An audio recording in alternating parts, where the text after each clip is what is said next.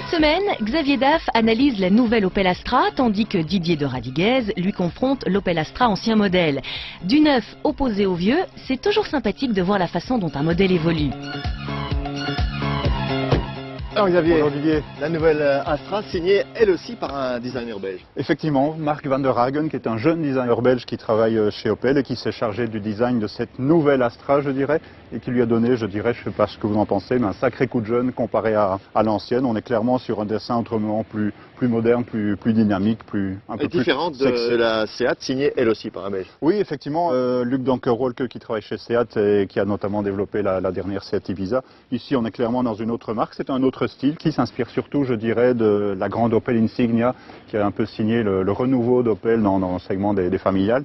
Ici, la nouvelle Astra signe clairement le retour aux affaires d'Opel en matière de berline compacte du segment C. C'est joli ce pli. Hein. Oui, effectivement, c'est un artifice de style qui confère vraiment beaucoup de dynamisme à cette voiture et qui se conjugue, je dirais, un peu à la ceinture de caisse assez étendue pour en faire une voiture extrêmement nouvelle et en tout cas très moderne. Et grande, hein? Oui, effectivement, donc je pense que de mémoire, l'empattement a pris environ 7 cm, donc c'est effectivement au bénéfice des passagers, place pour les passagers à l'arrière, oui, le coffre. Et le coffre, effectivement, qui devient maintenant d'un volume tout à fait convenable. Ça n'a rien d'exceptionnel, hein, mais c'est tout à fait conforme à la catégorie. Et on a le double plancher escamotable. Voilà. Ouais.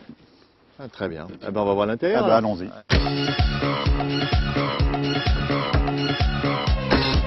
Alors à l'intérieur, Xavier, à l'instar de l'Insignia, ça ne manque pas de technologie. Hein. Non, effectivement, donc là ils ont d'abord fait un effort sur le style par rapport à la précédente, le style extérieur qui a bien évolué. Il fallait faire évoluer le style intérieur dans la même mesure. C'est mission accomplie avec un style global qui se rapproche très fort de l'Insignia. En matière de dessin, mais en matière de technologie embarquée aussi. Alors pratiquement, il y a quoi? Alors pratiquement, en option ou de série selon les versions, il y a le système de reconnaissance des panneaux de limitation de vitesse, la caméra. Une caméra ici. Une caméra ici qui vous rappelle la vitesse en vigueur là entre les compteurs. Il y a la suspension pilotée qu'on peut régler en mode sport, tour ou la laisser faire en mode tout à fait classique. Il y a les feux directionnels. Donc d'un point de vue technologique, cette Astra elle est vraiment au top actuellement de ce qui se fait de mieux en matière de sécurité et de confort. Et puis on l'a vu à l'extérieur, grand habitacle. Effectivement, qui permet vraiment de dégager beaucoup de place, je dirais, pour les occupants arrière. Malgré une ligne de toit un peu fouillante qui donnerait des faux airs de coupé, on a malgré tout une garde au toit et un espace aux jambes tout à fait satisfaisant pour deux adultes. Hein. Clairement, dans ce segment-ci, on peut rarement installer 3 adultes convenablement derrière. Mais ici, vraiment, deux personnes seront très confortablement installées, je dirais. Donc une voiture belle à l'extérieur et confortable à l'intérieur. Confortable et design à l'intérieur également.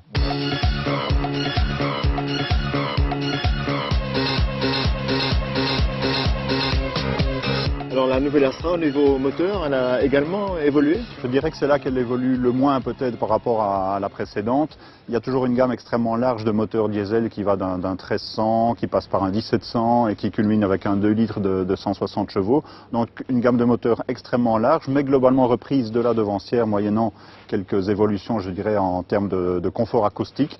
La nouveauté, c'est le 2 litres CDTI 160 chevaux qui lui est repris de la toute nouvelle Insignia. Mais voilà, des moteurs qui évoluent sensiblement, mais qui n'apportent pas une révolution, je dirais, dans le segment. En revanche, en plus du style, du design, le confort de conduite... Ah oui, là c'est clairement là-dessus que la nouvelle évolue le plus. Elle est maintenant dotée, je dirais, d'un châssis extrêmement plaisant et rigoureux sur le thème de l'équilibre entre comportement routier et confort. On a vraiment maintenant une voiture extrêmement confortable, je dirais, à toutes les allures, un châssis qui filtre très bien toutes les aspérités, mais en même temps qui peut se faire extrêmement précis, vif et dynamique pour quelqu'un qui aime conduire. Donc autant la précédente était larguée sur ce plan-là, autant la nouvelle maintenant prend ses marques et s'établit clairement en haut de la hiérarchie du segment.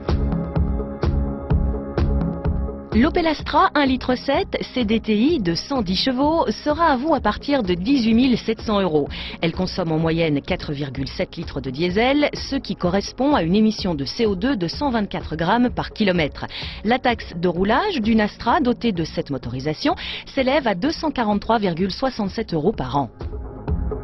Xavier, est-ce qu'on peut dire que la nouvelle Astra a fait un grand pas en avant? Ah, je pense qu'elle a fait un pas immense en avant, mais il était plus que temps parce que la devancière était vraiment larguée sur nombre de points très importants, surtout face à une concurrence qui s'est fortement aiguisée ces derniers mois, voire ces dernières années. Il n'y a qu'à citer la Golf, la Focus, la 308, la C4, etc. pour se rendre compte que la concurrence fait rage dans ce segment-là. Donc maintenant, celle-ci corrige beaucoup de défauts de la devancière et je pense que maintenant, elle a enfin tous les arguments qu'il faut pour se faire une place au soleil dans le segment très concurrentiel qu'on connaît. On va au soleil. Allons-y.